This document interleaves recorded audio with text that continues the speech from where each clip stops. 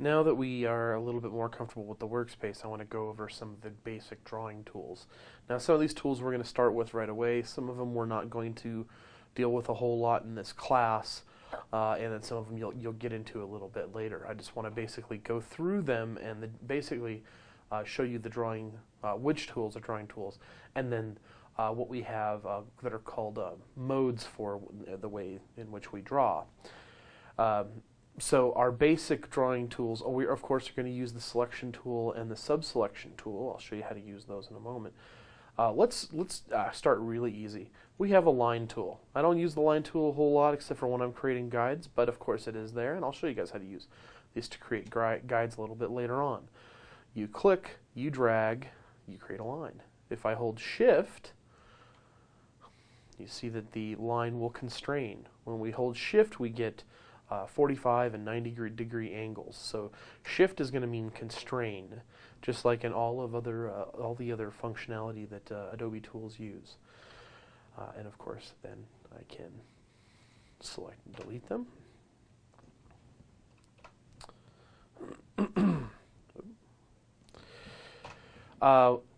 Beyond the line, we have several shape drawing tools. These are going to be really great tools. We have a rectangle tool, oval tool, primitive rectangle and oval tools, and then what's called the polystar. Now, the primitive tools are not as primitive as you'd think. Let's just start with these rectangle tools. Of course, it's going to do what we think it might do. I click, I drag, it creates a tool.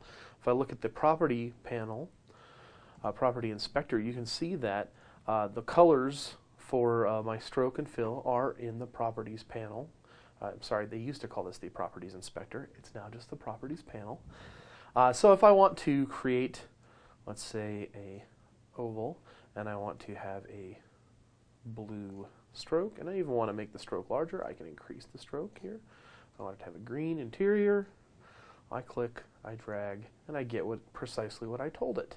Now, of course, I can change the settings in here as well. So I can actually tell it that I want red, and because the object was selected, it's going to be red. Now you can tell the object is selected because you see how it has the little bounding box, the lines around it. A number of other options that you'll get into a little bit later. Let's look at those primitive tools. The funny thing about these tools, they call them primitive tools, but they're actually quite advanced. What the difference between the primitive tools and the regular rectangle and ellipse tools is that we now have these options down here with the primitive tools. So here with the primitive rectangle tool, I can actually create corner effects.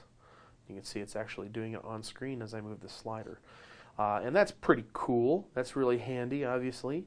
The primitive oval tool is also a lot of fun. We can actually make Pac-Man. There we go, just a little inside silly joke there. So I have start angles and end angles. And then I even like, this is really neat. I like this. Oh, we can have an inner radius as well. So not so primitive after all. Make a little Chicago Cubs logo there. Actually has a lot of great functionality as well. We also have pencil and brush tools, and then deco tool, which we'll get to a little bit later. The paint bucket tool and the ink bottle tool. Let's play with those for a second. Paint bucket tool is going to paint inside of an object. So if I change my color to blue, oh, of course I didn't want that. I wanted to, okay, I'll change my paint bucket to blue. Now if I start clicking on the fills of objects, I can change the fills of the objects. The ink bottle is going to do something similar, but it's actually going to do it for the stroke. Ink bottle will only affect the stroke. So choose an ink bottle color, and then of course you gotta get in there. There we go. It did do it. It just wasn't rendering. So click on the stroke. Maybe it's not rendering again. Yep, I'm having some kind of rendering issue. And there we go. It's working now. So you click on the stroke with the ink bottle, and it will actually change the stroke of the ink bottle. Now notice that when I clicked on that red line, it actually thickened the line as well because I have a setting for 7 pixels as my stroke height. So even not only does it fill with a color, but it'll actually style it with the type of stroke that you have as well. And if I change it to a dashed line, it would pick that up as well. So, nope, rendering again. There we go. Wonderful, wonderful rendering issues. So those are the ink bucket, the inkwell, and the paint bucket tools. We can sample colors very easily with the sampler tool. Gives us a color. So if we have this, obviously we know what colors these are, but if we had a photograph in here and we wanted to select a particular color from the photograph, we could do that with the eyedropper tool. And then we have an eraser, and I can erase from objects. Oh, but we have different settings for the erasing of the objects. And this is actually where another part of the functionality comes in. Okay, so nothing happened there, and the reason why nothing happened was because of the types of objects that I have on the stage. I have a couple of different drawing modes, and right now I'm using the object drawing mode. Okay, so let me click on this and show you where we actually see this. See this little button down here? You see how that's highlighted on that circle, and when I put my cursor over it, it says object drawing. Okay, what that means is that I'm going to get an object that is a complete object. It's not broken apart at all. Let's look at the other drawing mode, and the other drawing mode is actually what's going to come up by default. And it's a great drawing mode, but it can be a little bit tricky to get used to at first. So I'm going to grab, and the other drawing mode is actually called merge. So I'm using the merge drawing mode right now. Let's look at the difference between the two. So when I select an object drawing, excuse me for lack of a better word there, you can see I get this nice clean box, and it's the entire object that's selected. Let's look at this object, which was now, drawing that was drawn with the merge mode. If I click on that, I get a slightly different visual dialogue. You can see here what happened is this has like this gray kind of textured feature to it, but the rest of the object is unselected, untouched. What this is doing is I can actually manipulate just part of my object. I can actually just pick this apart. And you have to be careful, because when you draw over the top with some of these, what's going to happen? You can say, oh, I can make arcs as well with this tool. If I click without, just click and drag as opposed to clicking and then dragging. Now let's look at some of the different features. One, we can use the eraser with this now. If I click and drag the eraser over it, it erases. Two, if I put another object over the top of it, which happens to be a merge object, it's actually going to cut parts away. Oops, wrong tool, sorry. Notice that the circle that covered up the parts of the blue rectangle is now gone. I mean, it's no longer there. And so that's one of the big differences as well.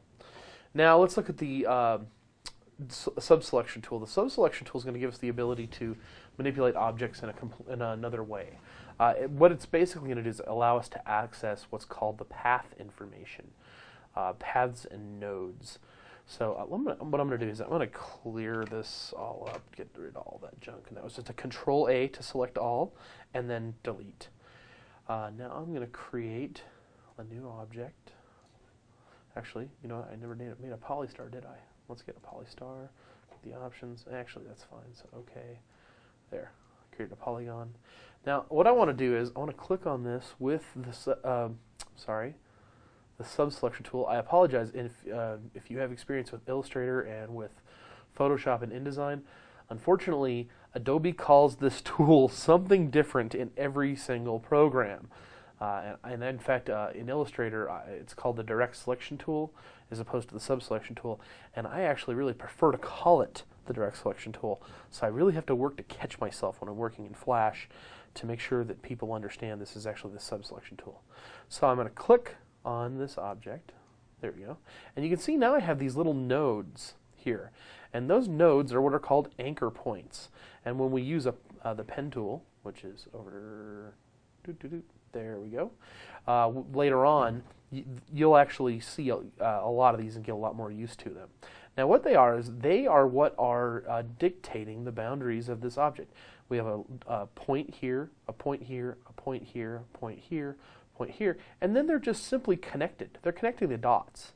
That's really kind of a basis of vector technology. So I'm going to click and drag it. Okay, that's what the subselection tool does for us, is that we can actually manipulate just those little inner portions of the object. So we have this incredible ability to manipulate, come on, the object in a very controlling way. I mean, it really gives us a lot of power to manipulate the object and really fine-tune it. And of course, that'll even be more useful to us later on when we get into working with the pen, so we can create a lot of custom objects. We're not limited by anything, essentially. So those are the basic drawing tools, and I know that was a bit of a whirlwind, but we are going to continue to be working with those for the next few days. Like I said, we're going to, well, no, in fact, next couple of weeks, actually, I should say. This is going to do a lot of chapter work on this, and hopefully be getting some practice on your own. Like I said, we're going to be learning to draw first, then animate, then get into interactivity. So this is really kind of a foundation. So you'll get lots of practice as the semester goes on.